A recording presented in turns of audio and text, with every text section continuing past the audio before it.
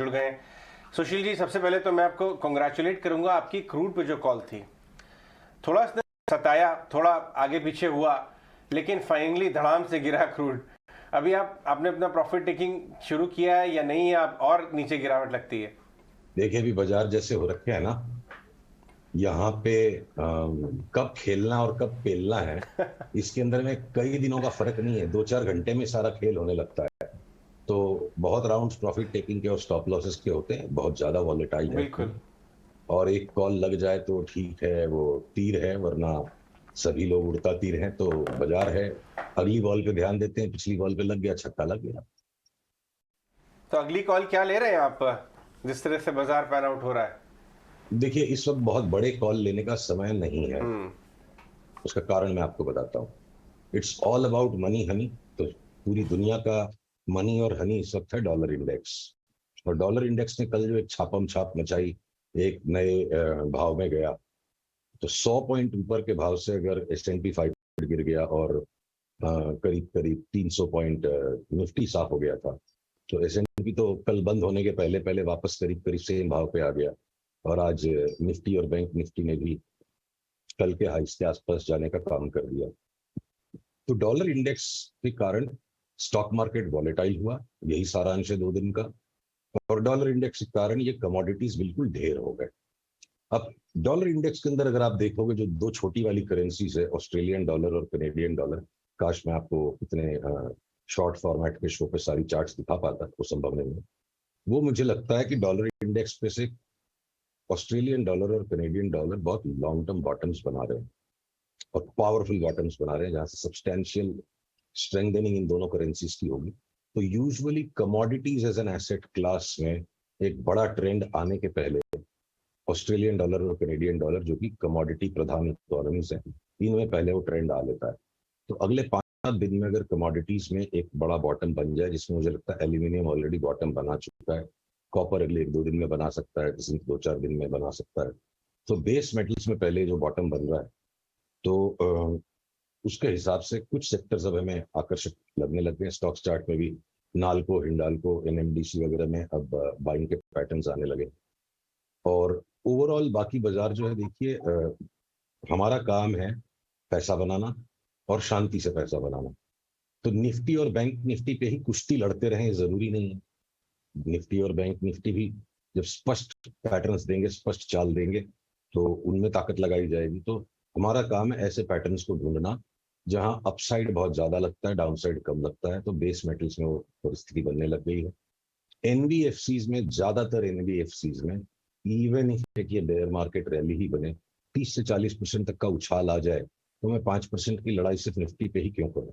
Nifty का काम risk management है, इंट्राडे जॉबिंग करना है, वो है इस वक्त हमारा ध्यान उस पर। और अब आते हैं अगर हम इंडेक्स पे, तो जब तक ये 16,100 के ऊपर निफ्टी नहीं चली जाती है, 15,600 वापस कभी भी किसी भी खबर पे, बात पे लुढ़क सकती है। डॉलर इंडेक्स का फाइनल टॉप नहीं लगता है अभी हुआ है, और 2-3 दिन ये परेशान कर सकता है।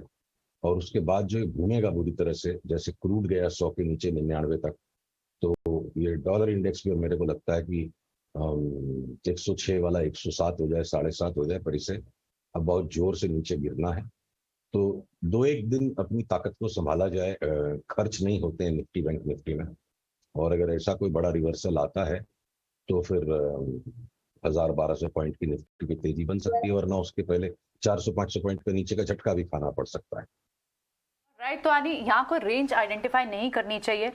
नीचे की तरफ भी रेंज पॉसिबल है और ऊपर की तरफ भी रेंज पॉसिबल। लेकिन एक जो आपकी बात से कन्विक्शन निकल कर आ रही है सुशील, की आप कि कहीं ना कहीं जो commodity prices, at least aluminium prices, आपको थोड़े से यहाँ से उनका फॉल शायद अरेस्ट होता हुआ दिखाई दे सकता है, जिसके बेसिस पे आप हिंडाल्को और एल्यूमिनियम, नाल्को, दूसरे काउंटर्स आप सजेस्ट करें। What about steel? स्टील पे आपका क्या कन्विक्शन बन रहा है? नहीं, एल्यूमिनियम पे मेरे शब्द ये नहीं था कि फॉल अरेस्ट हो जाएगा। एल्यूमिनियम बॉटम है। एल्यूमिनियम अब यहाँ से तेजी शुरू है, तो हम उसी पर फोकस करेंगे। भी स्टील के स्टॉक्स भी देखिए ओवरसोल्ड है, पर ओवरसोल्ड में भी अचानक से एक ही दिन में दे दिया टाटा स्टील 5% नीचे। तो फाइनल पैर बनने दीजिए, और स्टील के स्टॉक्स हम यहाँ से बेचने की सलाह नहीं करेंगे। It's too late to sell steel stocks, and maybe it is still a little early to start buying. हो सकता है उनमें भी अगला बॉटम बने और 5-7 दिन की बात हो, तो इस वक्त बेस मेटल के स्टॉक्स पे नाल्को हिंडाल्को पर फोकस है। ठीक है, नाल्को हिंडाल्को पर फोकस रहेगा। Sushil ji, good afternoon. Of course index पर नजरिया आप बता रहे हैं, लेकिन एनबीएफसी इस पर बातचीत करते हो। Q1 अपडेट्स के चलते हम देख रहे हैं बजाज फाइनेंस में अच्छी तेजी के साथ काम कर शानदार Q1 अपडेट आता हुआ दिखा है। पहली तिमाही में अगर लोन देखें करीब 60% के आप मूव वहां पर देखने को मिल रहे हैं। ग्राहकों की संख्या भी बढ़ती हुई दिखी है, 6 करोड़ के पार ये जाता दिखा है। बजाज ट्विंस परफॉर्म कर रहे हैं, आपकी राय क्या होगी? बजाज टीन्स में देखिए सिर्फ एक रैली है।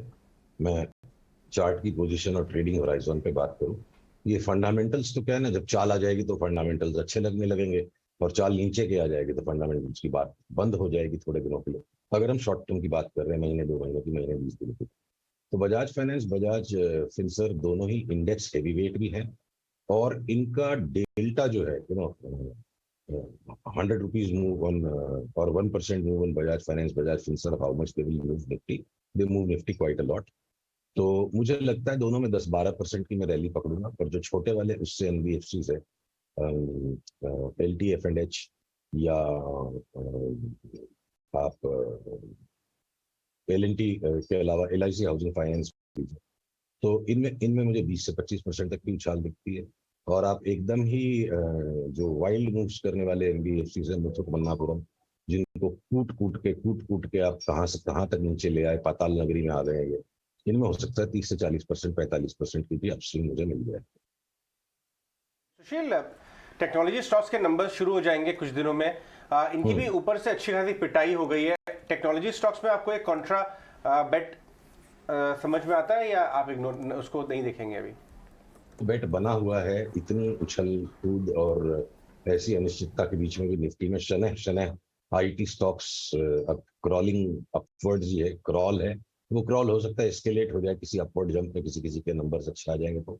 पर अब आईटी स्टॉक्स यहाँ से बढ़ते ही लगते हैं, मीठी बढ़ती दिखती है उनमें, यहाँ से घटने का स्कोप नहीं दिखता है। तो अभी हम फिलहाल आईटी सीमेंट में भी 30-40% की मूव अगले 2 से 3 महीने के लिए पकड़ के चलिए आप, और एनबीएफसीज और बेस मेटल्स, इन पर तेजी का ध्यान, और इंडेक्स पे रोज की रोज ट्रेडिंग करेंगे। बिल्कुल सुशील जी, आपका बहुत शुक्रिया हमारे साथ जुड़ने के लिए, बातचीत करने के लिए, बाजार पर स्टॉक स्पेसिफिक, सेक्टर स्पेसिफिक अपना नजरिया हमारे बीच रखने के लिए। अगले हफ्ते फिर आपसे मुलाकात होगी। Have a nice day to you.